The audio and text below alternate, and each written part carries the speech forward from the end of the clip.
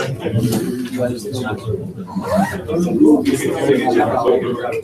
right, Rabbi, good morning, a good yarn. Welcome to everyone. I want to tell you just, I think part of the beauty of Daf Yomi is that it never stops. It's always ongoing. So for those of us, Baruch Hashem, who were zocheh to be together yesterday, so during the short break that we had between Musaf and Mincha, so we were using Makdim al-Mitzvahs we learned in the Sukkah. Baruch Hashem, we must have had 150. Somewhere between 55 and 100 people. It was a fast day. The numbers are a little bit hazy. That would be a little late. People were there present. And Mamish, I have to tell you that the tefillos were beautiful and everything was magnificent. But to see such a committed group of beautiful neshamas, and I'm sure it wasn't just in our shul, I'm sure that this was replicated in shuls throughout town. But it's so beautiful to see just a group of dedicated malamdim, or lomdim, excuse me, who are tired, are exhausted, are hungry, but yet in the few minutes that a person could have to sit down and go to sleep, instead choose to go ahead and open up the Sanhedrin. And again, everybody did the daf. Right? Everybody did the daf yesterday. See, no, Amud Aleph wasn't exactly the most, not chasna. Every daf is beautiful and magnificent and riveting. But it wasn't the most riveting. It was still riveting, but not the most riveting. But to be able to see Baruch Hashem, such a beautiful olam, and then to be able to see, Baruch Hashem, so welcome back, Shavu Baram L'Gvulam, some returnees to the Daf Yomi today, also Baruch Hashem. So it should just be a school for us. The coming year should hold for us incredible beracha. Each of us, for our mishpachos, as individuals, as a kehila, as a community, as an am, you should just know that bracha begins at 5:45 in the morning. I mean, not today, but bracha begins at 5:45 in the morning. The ability to sit and learn Torah benachos, the ability to sit. We're just having this conversation. Where's Yaakov? Luxembourg. Just say Yaakov. Yaakov and I were just having this conversation last week. How part of the beauty of learning in the mornings is there's absolutely nothing else you have going on at 5:45 in the morning. I mean, unless you work Eretz Yisrael hours. So if you're a person who lives in Chutz La'aretz, works Eretz Yisrael hours, which I haven't heard of somebody who does that, but unless you're that, there's nothing else happening at 5:45 in the morning. 8 o'clock at night, 9 o'clock at night, 10 o'clock at night, 10 o'clock, there's always plenty of stuff going on. But it's an incredible thing. So if you want bracha in the year, start the day with bracha. Start the day with bracha. And there's only one way to start with bracha. That's a blat gemara, a cup of coffee, on Sunday a little bit of mazonos. I'm sorry? Musa. What about Musa? I'm sorry. Musar. No, I say 5:45. 5:45. I'm not mechalik between Gan Ha'emuna and I got this. I promise.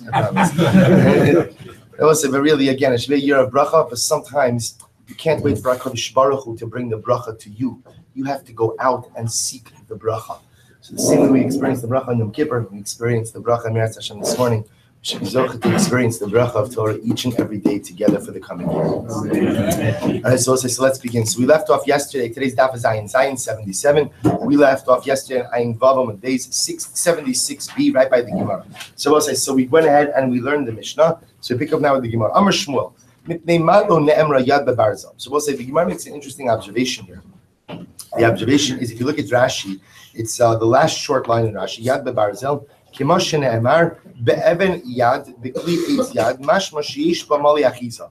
We'll say when the Torah normally goes ahead and speaks about utensils, or I'm sorry, thank you. Also, the shir is dedicated this morning. Baruch Hashem, beautiful to have so many sponsors as well. By Said and Simehakim.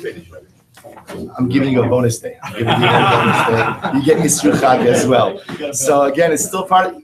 Sayyid, I'm not ready for the Yamim Noraim. I have separation anxiety from the Yamim Noraim. So still the Yamim Noraim today. So to the Hakins for dedicating the shir in honor of the Yamim Noraim and Yisru Chag of Yom Kippur, that all of Klal Yisrael should have a Chasima Tova, Piska Tova, good Kvittel. To Alam Yudit Ben Zev, who have dedicated the entire month of learning in honor of the Kehillah. To Mr. Samuel, who has also dedicated the entire month of learning. Le'ilu Nishmas, his beloved wife, Esther Bas Harav, Yechiel Meir HaKohen. We hope that in the merit of our Talmud Torah, her neshama will have an aliyah. So the Gemara picks up on something very interesting. When the Torah speaks about utensils and sometimes killing someone or accidentally killing, so the Gemara often talks about the yad, talks about a handle. Right? So why is it the Gemara says that when it comes to other materials, the Torah speaks about a yad, a handle of the utensil. Yet the barzel, when it comes to iron, the Torah makes no mention of yad. So the Gemara says, or it's not just the Torah, it's also in Mishnaic literature. So the Gemara says, Shah barzel meimis b'chol shu. Why? Because iron has a special ability to kill with any amount. With any amount. Tanya Nami, we have a brisa that supports this. We have a brisa that supports this. Rabbi Omer Galu v'yadol lefnei mish amar v'haya olam. It is known before he who said the world should come into existence, HaKadosh Baruch Hu, Shah barzel meimis b'chol shu. And I both say ultimately, again, barzel, that iron has the ability to kill in any small amount. Lefichach lo nitra nitna bo Torah shir. Therefore, I both say, whereas the Torah speaks about other utensils, about handles and the like, when it comes to barzel, the Torah does not speak about handles, but rather, again, to tell us that barzel, iron in any amount, has the ability to kill. Bahani mili, the barzi mivras. But this, of course, is only if the iron goes ahead and comes through a vital organ. Or it's iron anywhere does it, but if iron pierces a vital organ, and Tosis points out over here, but 1 second, he says a code, a thorn that also goes in and pierces a vital organ. Okay, we'll leave that on the side. But the point the Gemara is making over here, Bosai, is that we know iron, really what the Gemara is driving at, Bosai, is that iron is the paradigmatic example of an item or a utensil that kills. That's why we know, again, where do we first find this in the Torah?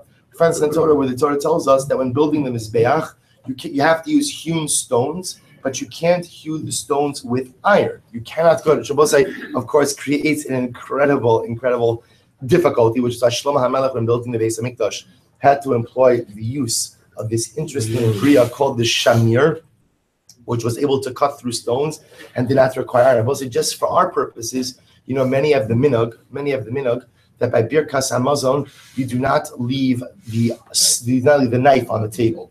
So we'll say, so that comes from the Beis HaMikdash. This same idea. Why is it that you can't go ahead and hew the stones of the Beis HaMikdash with iron? Because Rashi HaKadosh says in Mishpatim that iron goes ahead and cuts down the life of man, meaning iron is the paradigmatic use of material used for weapons.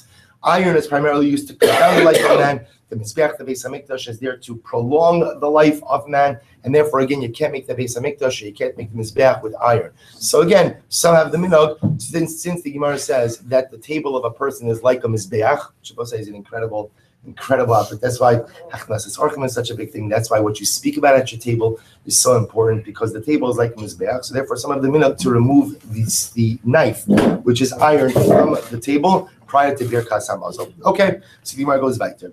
So the Gemara says, "V'kavash alav l'soch hamayim." So remember, the Mishnah spoke about the interesting case of where Reuven kills Shimon by holding Shimon underneath the water, holds him under the water. So the Mishnah says that ultimately, again, if Reuven does this, so Reuven is chayiv misa. So both say, when reading the Mishnah yesterday, even in our, I'm not going to say Yom Kippur sleepiness, I think it's more like a nevuah, because I assume that everybody who was closing their eyes during the shir yesterday was in a state of prophecy. It was mamish that said, wow, I was jealous. I wish I could prophesize like that. But again, I will say, we already saw in the Mishnah, it's very strange. Like the Mishnah tells me that if Reuven holds Shimon's head underwater and Shimon dies, that Reuven's chayiv. I will say that doesn't seem to be such a chiddush. So we're going to see in the Gemara what this means. So the Gemara says, Reisha Rabusa Kamash Malon, V'Sefer Rabusa Kamashan. So we'll say, remember again, there were two different cases in the Mishnah. Now remember, the Mishnah grouped the cases of fire and water together. Push someone into fire, push someone into water. Case number one is I push someone in and they can't get out. Really, they can't get out. Why? Because I'm holding their head under the water. Right? I'm holding their head under the water. Case number two is I push them in, but they're able to get out, but they don't. So the Gemara says, Reish Rabusa Kamashav, Sefer Rabusa Kamashav. The first part of the Mishnah is coming to teach me a chiddush. The second part of the Mishnah is coming to teach me a chiddush. What's the chiddush? Reish Rabusa Kamashav. Afagav delav ihu dachfo kevan dein yochol lalos misham bose umeis chayv. Bose, what's the novelty of the Reisha? Listen to this. The novelty of the Reisha is that even though what the case of the Reisha is, Reuven's in the water. I should say it differently. Shimon's in the water already. Reuven comes along, and what does he do? He holds his head under the water. Now, I might have thought that because it wasn't Reuven who put Shimon in the water to begin with, but Shimon put himself in the water, even though Reuven comes up, meaning whatever it is, Shimon was swimming. Reuven comes along afterwards and pushes his head under it, doesn't let him come up for air. So Reuven kills him. But I would have thought that since Reuven didn't put Shimon in the water, that perhaps he shouldn't be chayiv misa. I will say, by the way, when we say chayiv misa, we mean in the hands of a beis din. No one's arguing that if you hold someone's head underwater and they die, that you're going to be chayiv. But maybe it's only chayiv klapi shmaya. Maybe it's only chayiv by HaKadosh Baruch Hu. But maybe a beis din cannot hold you liable in a case where you did not go ahead and push the person into the water. Kamash Malon, no. Kamash Malon, the Gemara says, Afagav the Dachvo. I'm sorry. Just Kasha Afagav Lav Ihu Dachvo. Even though we'll just keep it easy. Even though I didn't push Reuven into the water, Kevan de Yochol Lalos Misham. Since what? I am preventing Reuven from coming out of the water, i.e., I'm holding his head under the water, umeis, and he dies, chayv. So we'll say that's the novelty of the Mishnah. Excuse me, that's the novelty of the Reisha. The novelty of the Reisha is, even though I didn't push Reuven in the water, but I just simply held his head under the water, I'm going to be chayv. So we'll say, now let's see what's happening over here. What's happening here is the Gemara is intending an interesting havamina. That maybe to be chayv for killing someone, I have to introduce all of the variables, or all the ingredients, we'll call it, all of the circumstances that ultimately cause death. So if Reuven dies by drowning, I have to introduce him, so to speak, to the water. But if I don't put him in the water, he comes into the water on his own. Even though I hold his head under there, maybe I'm not chayiv in a beis din. I'll be chayiv klapsham and not a beis din. Kamashlam, no. Kamashlam, that again, even though I didn't put him in the water, if I hold his head under him, chayiv. Sefer Abu Sirashal. What's the chiddush of the sefer? Afagav the dachvo. Even though I pushed him in, kevan di yachol lalos misham. And this case is very interesting. I push Reuven into water. Reuven has the ability to get out of the water. But for whatever the reason, he didn't. Now, what does it mean for whatever reason he didn't? Let's say, for argument's sake, it was... I'm sorry? What if he can't swim? Then he can't get out of the water. Yeah. So that's not this case. So again, remember, I'll give you a simpler case. Let's say I push Reuven into water, which he could easily get out of. But because he was just so surprised, he has a heart attack and he dies. So am I chayiv for that? So we'll say the answer to that is no. I'm not chayiv, at least in a beis din, for that. So we'll say the idea over here is if I pushed him into water and he could have gotten out, leave aside my heart attack case. We'll get to that tomorrow. But we'll say, but again, he could have gotten out, but for some reason he doesn't. So halacha l'maisa, again, I am patur. Now again, I want to be clear. Patur means beis din can't punish me. I would, again, not knowing the cheshbonos of the Ribono Shel Olam, but one would have to imagine that there's definitely some type of divine liability for engaging in this type of behavior. So the Gemara says, Afagav the dachvo, even though I'm the one who pushed him, kevan diachalalos misham, since he had the ability to come out of there on his own if he wanted to, umeis, and he died, pater, fine. So it says the Gemara, so that's the novelty of the Reish and Seifa. Kavash minala. So it's actually very interesting. How do I know? Now I will say, kavash literally means capturing or restraining someone. How do I know that keeping someone in place and resulting in their death, ultimately, again, I am liable for that? And I will say, now what does that mean? The paradigmatic case of killing someone. I know this sounds strange. Right? I will say, what's the biblically paradigmatic case of killing someone? Stab him, right? You go out and you kill someone. You take a knife, you punch it into their heart. That's death. That's death. I will say, what we're now dealing with over here is where I go ahead and I confine someone in a space. Now, again, we're going to see many examples of this. The Mishnah's example is, I'm confining Reuven in a space. Where's the space? Under the water, right? Under the water. So we'll say, so again, understand, and we'll say, see, you think it to yourself, this is so obvious. Really, the Gemara needs to prove this. We'll say, just you have to understand something. For a Jew, nothing is MS until the Gemara proves it, right? Meaning that as much as we like to rely on our sense, and we spoke about this yesterday in my politically incorrect rant in the sukkah, right? But it, which is not online, won't be online, right? But again, but understand, we think we know everything because we're very sensitive people. Everybody's sensitive and this, The truth is, a Jew knows what he knows because the Ribono Shel Olam teaches it to me and the Torah tells it to me. So as much as I say to myself, I need a pasuk or I need a drasha to teach that if you hold someone's head underwater, that you're going to be chayiv for killing it, and the answer is yes, because it does not resemble the paradigmatic case of murder. So how do I know that if I'm kavash, if I restrain someone in place and as a result they die, that I am chayiv misa? So the Gemara says, o be'eva. So we'll say, interestingly enough, because the pasuk says the following. The pasuk says, o be'eva hiko. So that lashon of eva, I will say, refers to other deleterious acts, other acts of anger, other acts of rishus that ultimately go ahead and mean even restraining someone in place and resulting in a rabos esamet samse. So you go ahead, we'll say, and again, this lashon is very interesting. Mitzamtzim literally means confining. We're going to talk about a number of cases like this, where I confine someone to a space, and as a result of that confinement, they die. Therefore, we're dashing that word Eva is not really necessary. So therefore, again, we dash it from the Eva means any time that you go ahead and act in a negative way towards someone, which Chazal understand to mean confining them to a space, and as a result, they die. You're chai. The Gemara tells a story. Hu gavra now, this is not a capital case. This is an Ezekiel case. There was a guy who said, I take Reuven's animal, I took his shar, and I confined it bishimsha. Umesis, we'll say, what did I do? I went ahead and I confined the animal. So what is confined? Literally, I put a fence around it right in the middle of the sun. So it's midday, it's and the animal can't run away. The animal can't get water, it can't get anything. So what happens? It died from exposure. So this is a case of where I killed the animal through confining it. So what's the halacha? Ravina mechayiv, Ravina says I'm chayiv, and Rav Acha barav pater. Rav Acha barav senam pater. Ravina, so we'll say, why is this? Let's understand this machlokes. Ravina mechayiv, Ravina said you're chayiv, why? Kal v'chomer. So he makes kal v'chomer. Marot seach, sholo asava shogig k'mezid, v'onis kiratzon. And we'll say when it comes to murder, so we don't treat shogig like mezid, right? There was an accidental case of killing someone. It's not like an intentional case. And ones kiratzon, we don't treat an extenuating circumstance like a willful circumstance. Yet, chayiv bos hamitzamtzim. Right? We just established if you go out and you kill someone by confining them, you are chayiv. Bos top of ayin zayim.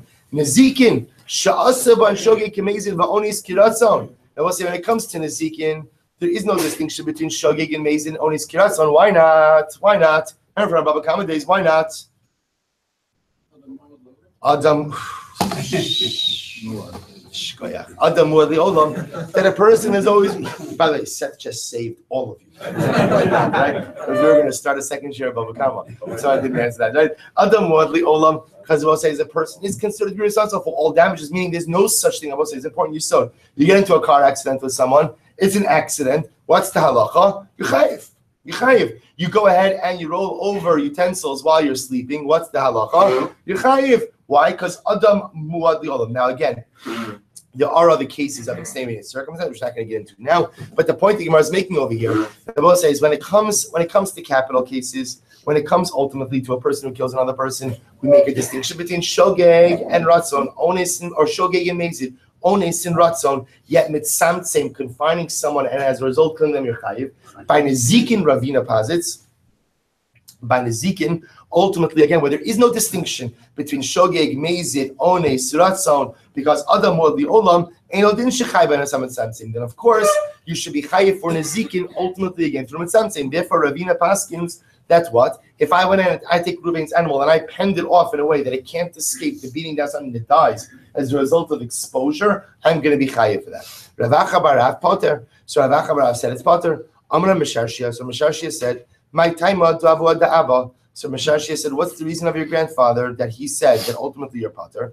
Amar Kres will say, we're trying to figure out now what's Rav Acha barav's logic. Why does he ultimately hold that you will be pater? So the Gemara says, Amar Kra, mos yumas hamake rotzeachu. So we'll say the pasuk says that the murderer will be put to death. But rotzeachu dechayev lametzamtzem, benezikin lo chayev lametzamtzem.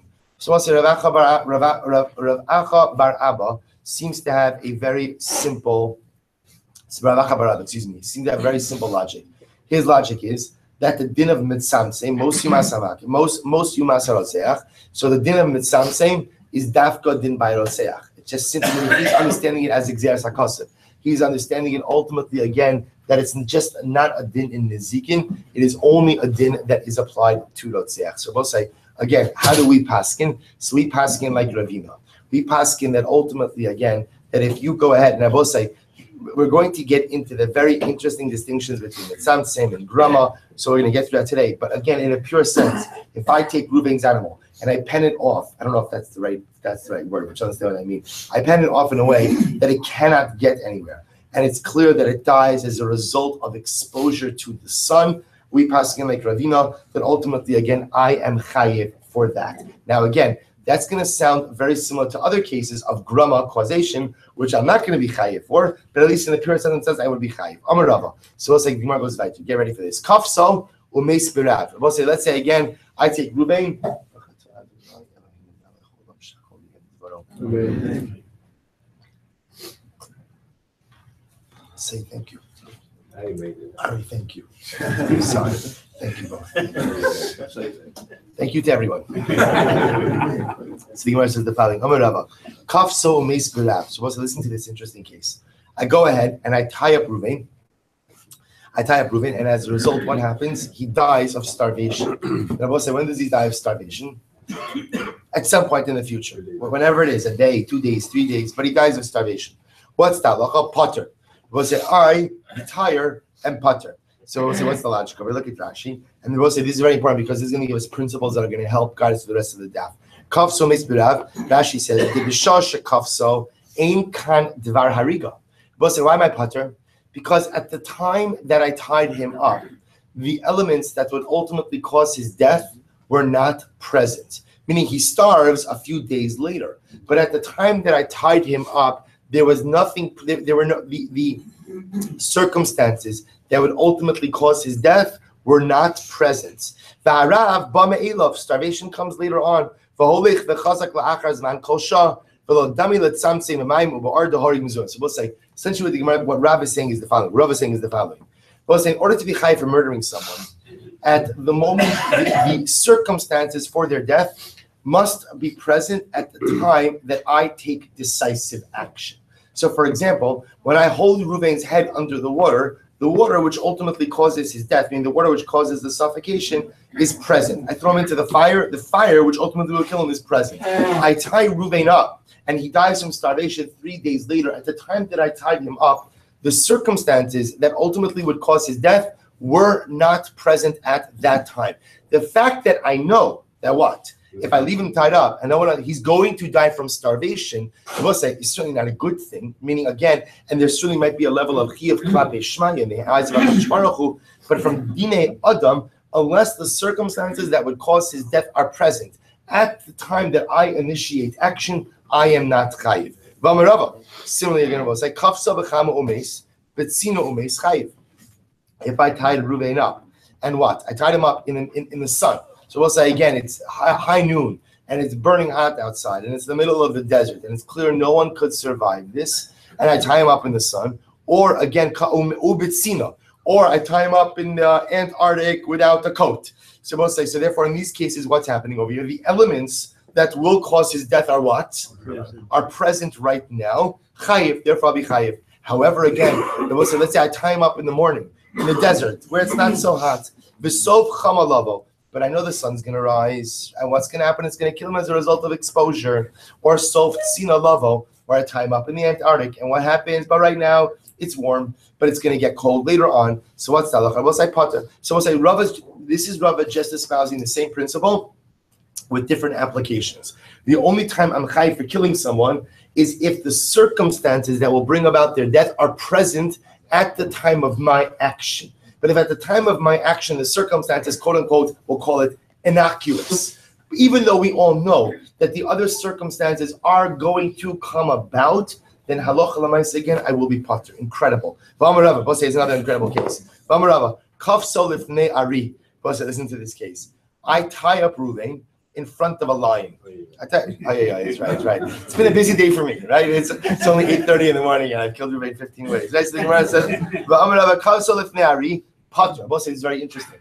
Now, what's this case over here? If you look at Rashi, kaf so lifnei ari potter. Di'inami lo haya kafus. So the case over here is really, what's happening here is it seems to be, this is the way the Rashi understands the case as well.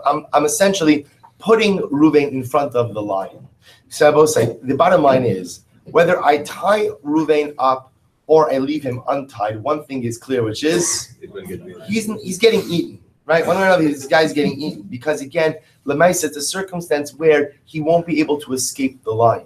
So because he can't escape the lion, the fact that I tied him up didn't really compromise him anymore. So therefore, again, Kavslav Ne'ari, Pater, Lifnei Yitushin, listen to this. Listen. But if I went ahead and I tied him up in front of gnats, so we'll say this is interesting. I tie him up. So what ends up happening is the gnats, mamish, like just, I guess if you get bitten by gnats enough, or maybe they're disease-carrying gnats, whatever it is, they kill him. This is like mamish goes back to our flea circus. Those of you who were here for Rosh Hashanah, right? So the idea over here is he dies, as a result, ultimately, again, of the gnats. So I will say, if I tied him up and he dies of the gnats, then I'm chayiv. Why, I will say? Why? Because if he wasn't tied up, then what? Then what? He would be able to shoo the gnats away. He could have saved himself. So the Gemara says, Rav Ashi Amar Afilu B'nei Yetushin Nami Pater. Rav Ashi says, no, even by the Yetushin of Osei, I'm still going to be Pater. Why? Hani Azli V'Hani Asi. Because also listen to this. Even if there were gnats who were present at the time that I tied him up with Pashtos, it's not the same gnats who killed him. Or as the gnats who were there at the time I tied him up left, and there are new gnats who came who were not present at the time I tied him up, and therefore again I will be Pater. So the Gemara goes back to Itmar. Kafal of Gigis. So also this is very interesting. Kafal of Gigis. I went ahead and I put a barrel over Ruvain.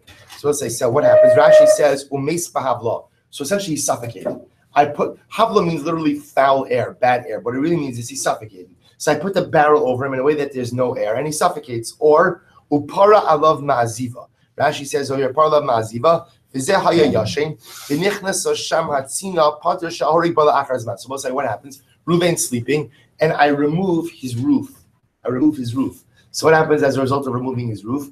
Over the course of the night, it's going to get very cold, and he freezes to death. So I will say in these cases, Rabbi Zera, it's a machlokes. Rabbi Zera, Chad Amar Chayiv.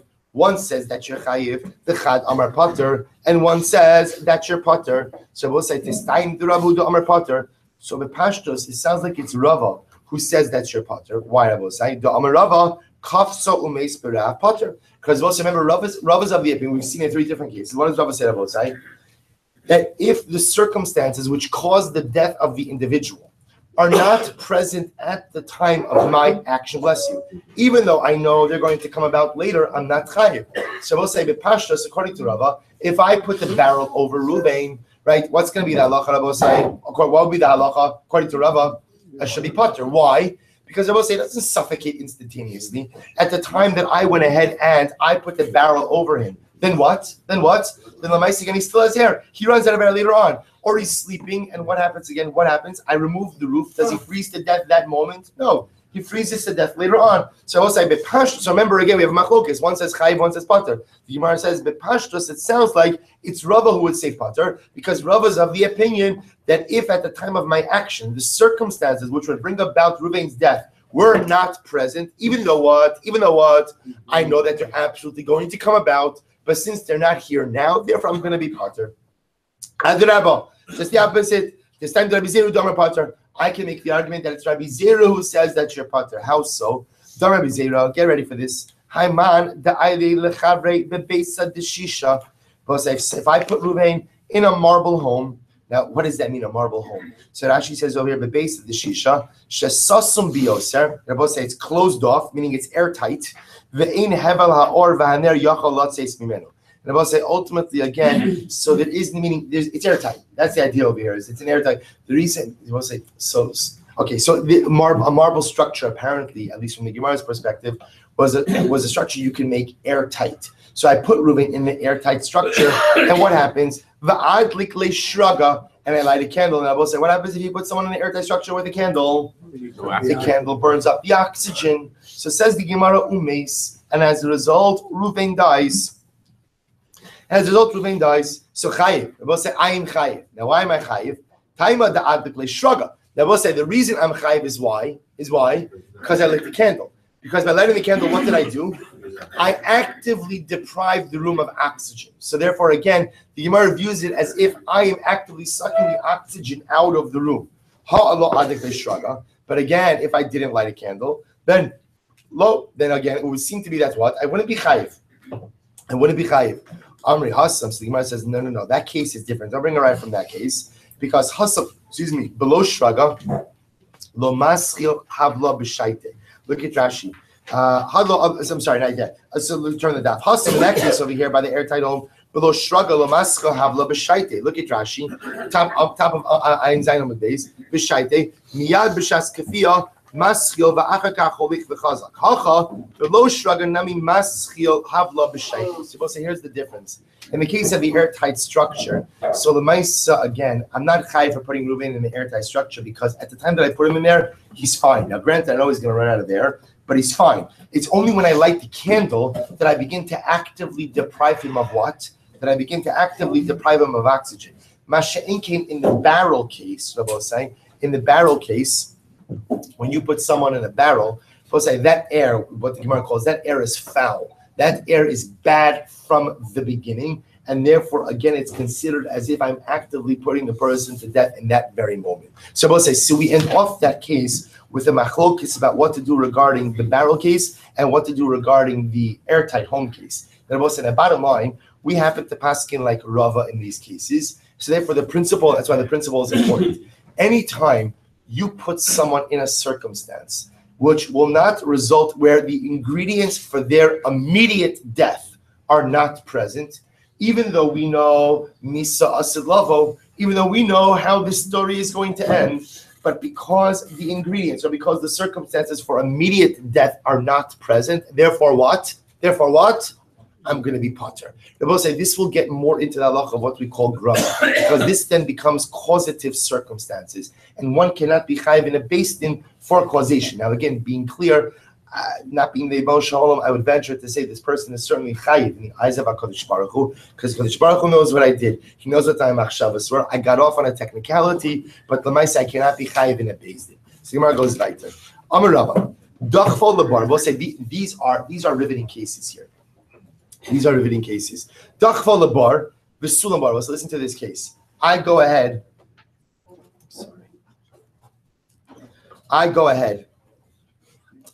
and I push someone into a pit. And what happens? V'sulam babar. And on both sides, there is a ladder in the pit. So what happened over here? I pushed Reuben into a pit, but what? He could get out. Now I will say, now here, again, going back to our Baba Kama days, if you remember, there are two ways that a bar could kill. Seth can't answer this one. But there are two ways that a bar can kill. What are the two ways that a bar can kill? Right? Either, again, good, depth, right? Meaning if the bar is deep enough, a person dies upon impact, or air, hevel, right? Foul air, bad air. So whatever the circumstances are over here, I push Reuben into the bar. So Rashi happens to point out over here that it's a din in hevel, but it doesn't really matter. So again, Rava says again, dachfol labar. I go ahead and I push Reuben into the pit, and what happens? V'sulam babar. But I will say, here's a case of although again, it's not good that I pushed him, and again, I want to be clear, I might be chayiv for damages as a result of pushing him into a pit, but he has the ability to get out. And then what happens? Uba achar v'silko. We'll say then we'll listen to this case. I push Reuben into the bar. Shimon comes along and says, finally, someone pushed Reuben into the bar. And then what happens? He takes the ladder. So now Reuben can't get out of the bar, right? And as a result, dies. Or, let's make it even more interesting. Rabbi say, what happens? I push Reuben into the bar. When I push him into the bar had a ladder. After I pushed him in, then what? I take away the ladder. So we'll say, what's the halacha? Potter. We'll say, get ready for this. Why? We'll say this is amazing. And again, it makes a lot of sense. Even though it doesn't sound intuitive. Rabbi was saying, based on the principle of Rava, we understand that the only time you're going to be chayiv misa is when Rabbi was saying, when there's no way out. In other words, when at the time that I did the act, so the circumstances, all the circumstances that would result in the death of the individual were present. So Rabbi said, in this case over here, I pushed Reuven into a bar that really was not capable of killing him. Why was not capable of killing him? Because there was a ladder, because there was a way out. So I will say, therefore, again, because of that, at the act of pushing is not called one that ultimately, again, could have killed Reuven. The fact that now afterwards, someone else takes the ladder, or I will say even better, I go back and take the ladder, and Reuven dies in the bar, I will not be chayiv misa. Because I will say, essentially what the halacha says is, we look at your act at the time it was committed, except when we don't. We'll see that in just a little bit. I will say, so we look at the act when it was committed. When I committed the act and I pushed him into a bar, this was not an act that would make me chayiv misa. Why? Because Reuven had a way out of the bar. Similarly, again, I will say, Zarak chaitz. Listen to this case. I will say, I shot an arrow at Reuven. Utris biyado. Don't worry, Reuven has a shield. And what happened? Uba achar v'natla. Rabbi say, now what happens? After I shot the arrow, someone came and grabbed Ruvain's shield. So what happens, Nebuch? He gets killed by the arrow. But again, Rabbi say, to be clear, when I shot the arrow, he had the shield in his hand. V'afilu kadav v'natla. Rabbi say, whatever the Metzias over here is, right? Or I shot the arrow, and what happens, Rabbi say? I take the shield from Ruvain right after I shoot the arrow. And ultimately, again, as a result, Ruvain dies. So we'll say the halacha is, by the way, Rashi points out over here. Tosfos points out over here.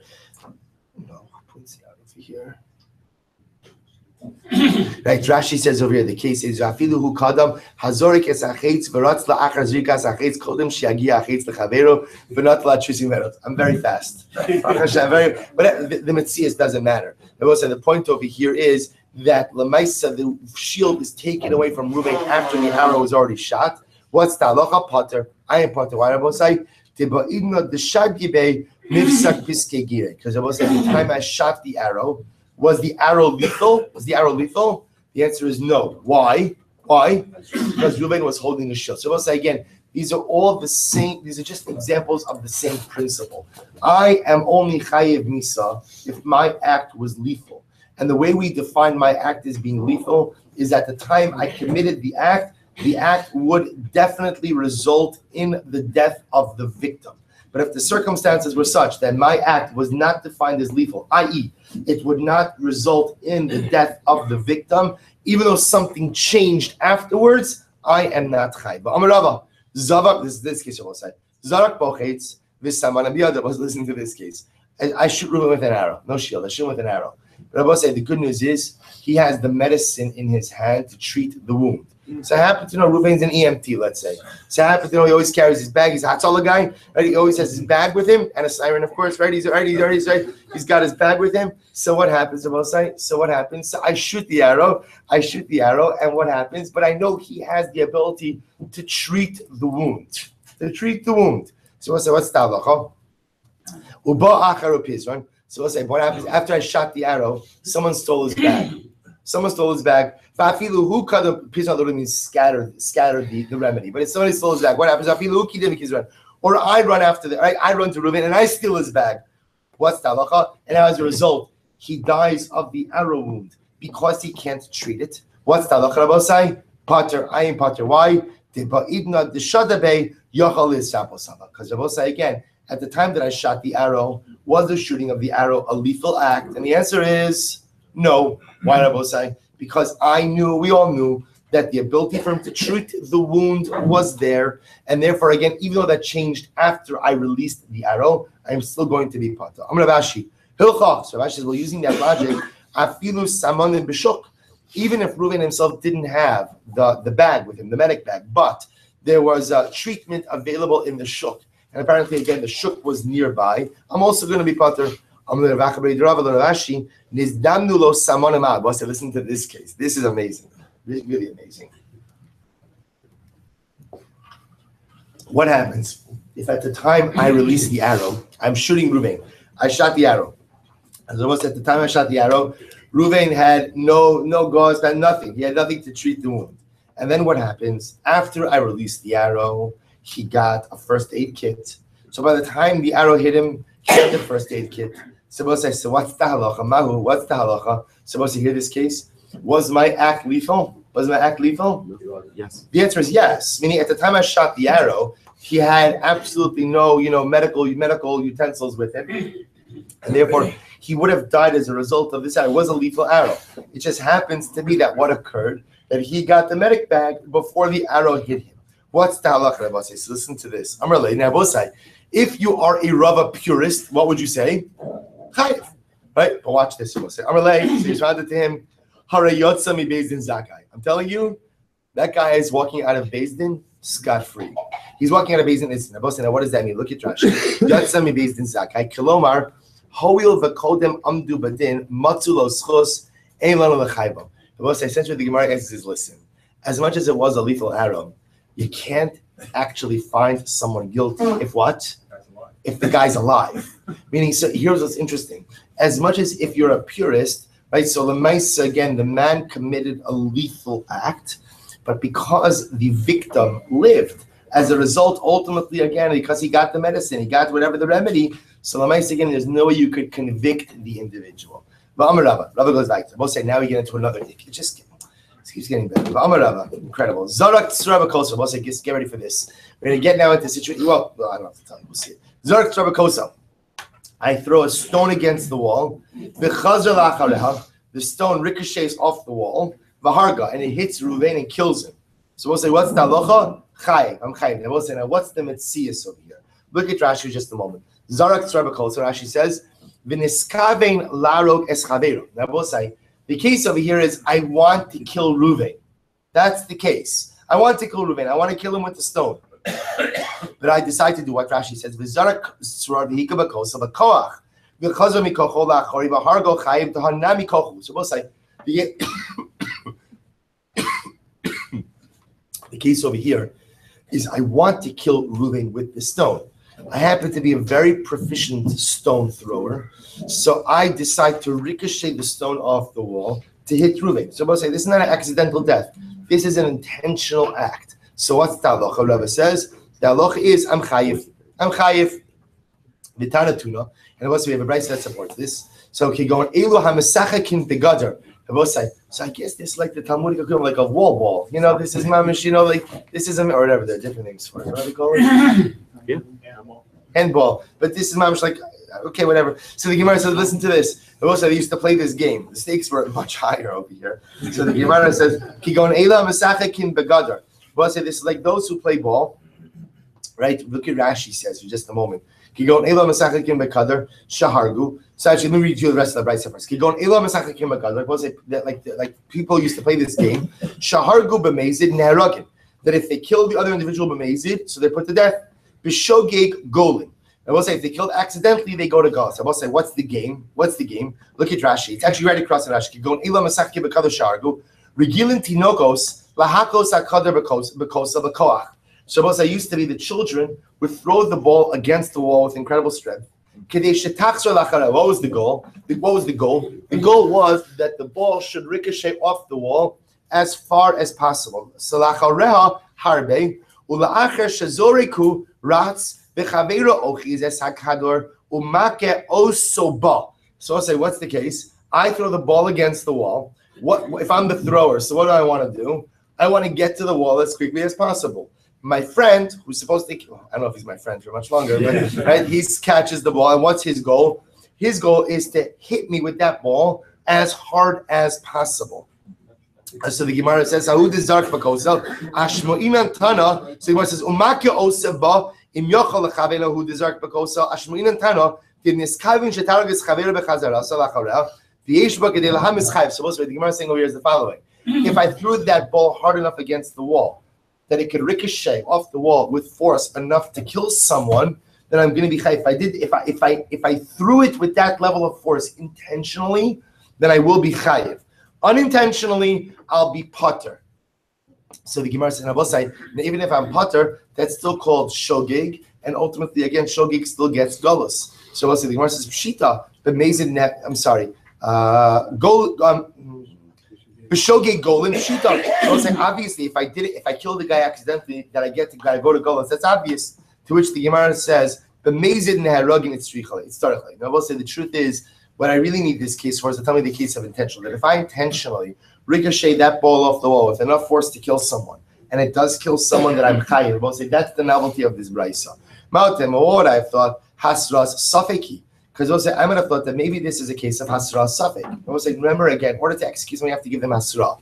Hasra has to be definitive. Maybe this is a case of hasra safek, doubtful safek. Why?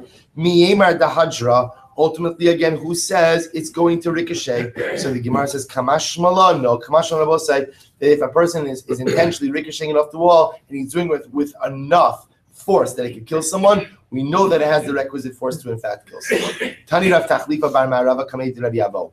Kigon Ila Masachakin Bakadra. So listen to this. Like those who play this game, Shahargu Toch Arba Amos Potter, Chutzla Arba Amos Chayer. But it's an interesting distinction. So let's say I'm throwing the ball. And let's say I'm playing with Reuven, If Reuben is standing within Dalet Amos of the wall, and that's within Dalet Amos, I'm going to be Potter. Outside of Dalet Amos, I'm going to be Chayiv. So we'll say, what's the logic over here? Amali Rabbeinu Ravashi, Hechi Dami. What's the case? Ida Kanei Chale. So I'll say, at the end of the day, now, what this means is, Ida Kanei Chale is, if I didn't want the ball to go any further than it did, the Afilu Portanami, that even if he was standing less than Dalet Amos, it should be Chayiv.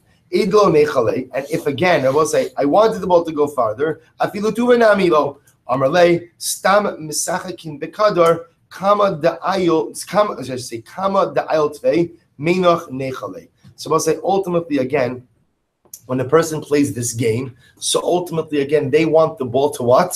To go as far as possible. Because again, I'll say the goal of the game is to be able to reach the wall before your opponent is able to catch the ball and potentially throw it at you. Therefore, again, lemaisa, you want it to go as far as possible. Now, now this yields a very important result. Remember, is that to say, now, we're going to end with this. Well, we're going to end with 3 more lines, but also listen to this. So here's the novelty of this. What we're now understanding is, if I throw whatever it is, a ball or a rock, whatever it is, against the wall, with the intention that it ricochet off the wall and kill someone, and it indeed does, so then what's going to be the halacha? I'm going to be chayiv. Okay, so with the wall ball cases, there are potentially some variables with this. But the mice in the pure case, Reuben standing over here, I throw the stone against the wall, I'm an expert stone thrower, ricochets, kills Reuben, I'm chayiv. Now we'll say, now what's novel about that case? What's novel about that case is that doesn't seem to be my direct koach, because it's ricocheting off the wall, yet it appears that ricocheting off the wall is considered to be my direct koach, my direct force, and therefore I am going to be chayiv. So the Gemara says, "L'meimra debechia gavna kochuhu." What you're telling me, Rabbi, is that in the case of ricochet, so it is considered to be my direct force or mini, but is that really true? After all, we learned Hamakadesh nafal kidush al yado al alatzad va'achar kach nafal l'shokes pasor. Listen to this. I'm working with the ashes of the para aduma, and I will say what happens. I remember again. I have, let's say, a bowl of or a receptacle of mayim chayim, right? Of some natural spring water, and then what happens? I'm sprinkling in the ash into the water. Some of the ash falls out of the container and either falls on the side of my hand or falls on the side of the container and then falls in afterwards. So we'll say, what's happening over here? That ash is not coming into the water directly through my force, but rather again through a secondary force. Either it falls on the side of my hand and then falls down, or it falls onto the receptacle and then falls in. What's the halacha, Rabbi saying? Puzzle. Rabbi say the halach is that what? It is puzzle. Why is it puzzle, Rabbi saying? Because the ash must be introduced to the water with what? With what? With my koach. So what do you see from here, Rabbi saying? That secondary koach is not good. Rabbi saying, remember again, it's falling off my hand, or again, at the end of the day, it's in my hand, so it's falling onto the trough, or it's falling onto the receptacle, yet again, it's sliding in. So you see, if it doesn't come in through your direct koach, it's not good. So if that's the case, why would I be chayiv for the ricochet? To which the Gemara says, no, that's not a comparable case. And I'll tell you why. The Gemara says, b'shoses. And we'll say that case over there is where little shoses will say means trickling in. Look at Rashi. We'll say it's the first white line in Rashi. B'shoses. Lo nitaz mikoach nefila rishona el me'atzmo chazer v'shasas mi'adol l'shokes. Shoses. We'll say the case over here, and this is easier to explain ultimately, really easier to illustrate, when the ash falls onto the receptacle. So let's say, imagine I have the water in a bowl, and then what happens? The ash falls onto, let's say, the edge of the bowl. It sits there. Then what happens? Over some amount of time, it then slides into the bowl. We'll say that's not my koach at all. That's no longer my koach. Even if it was on my hand and it fell from my hand ultimately onto the side of the bowl, then once it trickles in, that is no longer my koach. But I will say that's not our case. Our case over here is where I am throwing the stone against the wall. It's my force that's causing it to ricochet, and therefore that'll still be considered kocho. The Gemara says, Tashma. We'll say one more case, then we'll stop. Supposed to listen to this case. I have a needle. And I will say my needle became tame. Tumas mace, whatever it is, under the same roof as a mace. Then what happens? We'll say, how do you purify your needle? You go and you purify with afara paraduma. So the Gemara says, and we'll say, what happens? So if you could imagine for just a moment the following. So I'm purifying my needle. We'll say, just by the way, you understand like what different times we live in. So if I were to tell you, bad news, your needle just became tummy tumas mace, what would you say? Get a new one. I know I had a needle, right? But fine, throw it out. I'll get a new. It's just an amazing thing, just to see, just so you should understand, this is not just the idea that we live in a very disposable society. Baruch Hashem, we have incredible affluence and incredible wealth. Even the non-wealthy among us, the things we take for granted that we have are just, so I will say, it's something else also. The Torah says that Yaakov Avinu, Yaakov Levado, right? Yaakov Avinu ultimately again was left alone, right? It's Parshas Vayishlach. And that's why Avik Yishon gets into the fight with the Malach and the Ish. So Rashi HaKadosh says, why was Yaakov Avinu alone? So what does it say? Shachach pachim kitan. He forgot his small utensils. So let's say for our equivalent, it would be, he forgot his Tupperware. He forgot his Tupperware on the other side of the Yarden, and he went back to get the Tupperware. So with Gemara, Rashi that says, so from here we see that Chavivin mamonam shel tzadikim aleim yoser megufan.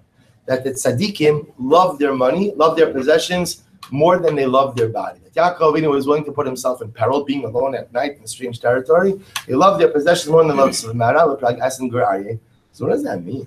Tzaddikim love their money more than they love their body. He says what it means is the tzaddik realizes that even Tupperware is a gift from the Ribono Shel Olam. That every single thing a person has, we like to think, my health is a gift from the Ribono Shel Olam. If a person has children, my children are a gift. My wife is a gift. The big things in life are a gift. My Tupperware, I don't know the last time a person opened up the drawer, saw the Tupperware, and felt like a surge of his odorous. Ribono Shel Olam, my gosh, the way they all fit into each other. And it's so beautiful. This milchiks, this fleishiks, this parrot, it's exceptional, incredible. Generally, also, we don't think in those terms because we only think of the big things as being a gift from the Ribono Shel Olam. But the truth is, a person has to realize everything. Your socks are a gift from the Ribono Shel Olam. The bar of soap you have in the shower is a gift from the Ribono Shel Olam. The Tupperware is a gift from the Ribono Shel Olam. The needle is a gift from the Ribono Shel Olam. So you have to be careful because we live in such a disposable society. So often we forget that even the little things we only have because the Ribono Shel Olam chooses to bestow it upon us. That's the most I get from this Gemara. So what happens? This guy has his needle. His needle became Tumas Mace. So you would say, so no, throw it out. How could they throw out a needle from the Ribono Shel Olam? So I'm not suggesting, therefore, like you stockpile, your used paper plates because they're from the Ribono Shel Olam. That's not what I mean. But the idea is just it's a different ashkafas achayim for how you look at your gashmius. So this guy, the way I like to frame this narrative is that this individual has a needle that becomes Tamei Tumas Mace. Could he throw it out? Quite easily. But how could you throw out the needle that the Ribono Shel Olam gives you? It's the same thing like when your kids give you a card, right? It's objectively junk. Right? Sometimes it doesn't look nice, unless like the Mora did it, right? But what? But you hold on to it. Why? Because the child gave it to you. So the needle, it would be a lot easier to go and just throw it out. But again, how can I throw out the needle that I could have? So back to our regular discussion. I have to finish up here. So we'll say what happens? The needle was sitting on a piece of pottery. And then what happens? One more line. V'hi and we'll say what happens? I went ahead and I poured the water of the para aduma on it. But what's the problem? Safek ala mechat, safek ala cheres, v'hiza umitza ala. So we'll say what happens? I just don't remember. Did I pour it intentionally on the earthenware, or did I pour it on the needle? Either way, what ended up happening was what? Some of the water mitzah splattered on the, or splattered, maybe the wrong word, but splashed. Thank you, splashed on the needle. So the needle ultimately again was splashed with the water. But I don't know, was my intention to put it on the needle or was my intention to put it ultimately again on the earthenware? So what's that? Rabbi say, Haza aso pasol. Rabbi say, such a sprinkling is not good. Because what do you see from your Rabbi saying? That kavana, that even though, again, let's play this out. What's the worst case scenario? The worst case scenario was that I went ahead and I poured it on the earthenware. But one thing is clear, which is what? That as a result of my act, the water splashed on the needle. It's my koach. But what do you see from Rabbi saying? That the secondary type of koach is not legitimate. Rabbi say, no. It's actually not mitzvah, but rather, again, it's matzah. Rabbi say, what does that mean? Take a look at Rashi. Rabbi say, it's 2, 4, 6 lines up in Rashi. Matzah itmar, lav loshon mitzvah, katani, el loshon mitzvah, kilomar, Hazoa nimtseis aleh ve'en yadua im betchila hiza aleh o chazar mikoach hatisrosai. The case over here, I will say, is where I found the water sprinkled on the needle, but the mice, again, I don't know the circumstances around the sprinkling. So we'll say in that case where I found it and I don't know what happened, I can't rely on the fact that the needle is going to be tar. But we'll say the Gemara leaves the door open for the possibility that if as a result of my koach the water splashed on the needle, Einachinami, that might be good, because that might still be called my koach, and the needle itself might be tar, but that's not the Metzias over here. The case that they're dealing with over here is I find the needle has been soaked in water, but I don't know the Metzias behind this. I also find that the earthenware utensil has been splashed with water, so I don't know the Metzias. I don't know if it was that the water was put on the needle, the water was put on the earthenware, it splashed somewhere. So because I don't know the circumstances surrounding the arrival of the water on the needle, therefore the needle still remains. The needle still ultimately will remain tummy. So we'll stop over here. So just understand, we're leaving off in the middle of this sugya. The Gemara introduced us to this concept that I will be chayiv for killing someone if the stone ricochets off the wall, because it's called my koach. Now the Gemara says, 1 second, how do you know that? Why are we assuming that if a stone ricochets off the wall, that's still called my koach? That's still called my force. Maybe that's called secondary force, which would fall into the category of grama, for which I wouldn't be chayiv. So the conversation in Mirat Hashem continues tomorrow morning. So we'll say tomorrow morning we're back to regular schedule. Gan HaEmunah in Mirat Hashem at 5:45 a.m.